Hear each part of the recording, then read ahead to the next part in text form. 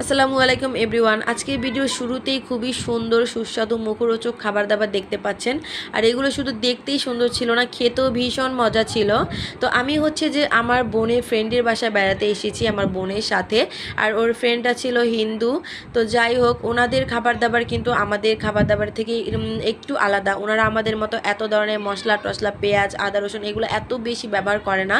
যাই হোক, ওনাদের খাবার টেস্ট একদমই আলাদা। তারপরও আমার কাছে খুবই মজা লেগেছিল, বিশেষ করে ওনাদের আমের চাটনি আর এই সবজিটা খুবই মজা ছিল। তো যাই হোক, আমরা খুবই মজা করে খাচ্ছিলাম। আর হিন্দু বাড়িতে যেহেতু এই আমার ফার্স্ট যাওয়া বা খাওয়া, তো খুবই ভালো লাগছিল। আর তারপরে খাওয়া দাওয়া শেষে বিকেলে আমরা হচ্ছে একটু আইসক্রিম খাই।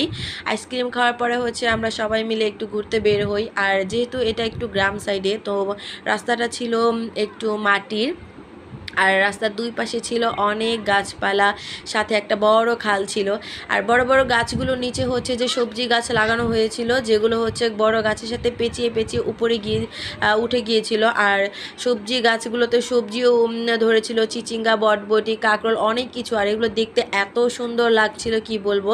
আমি অত ভালো করে ভিডিও করতে পারিনি যেহেতু অনেক রোদ ছিল, আর আমি অত ভালো ভিডিও করতে পারি না, বাট বাস্তবে এটা খুবই সুন্দর ছিল।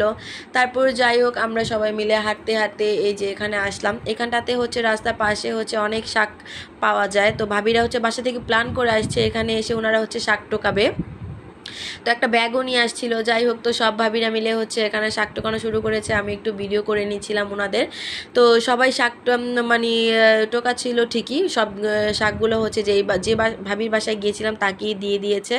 তো যাই হোক, প্রথমবার হচ্ছে হিন্দু বাড়িতে যাওয়া, ওনাদের খাবার দাবার টেস্ট করা আমার কাছে ভালোই লেগেছিল। তো আজকের ভিডিওটা এতটুকুই। সবাইকে আল্লাহ হাফেজ।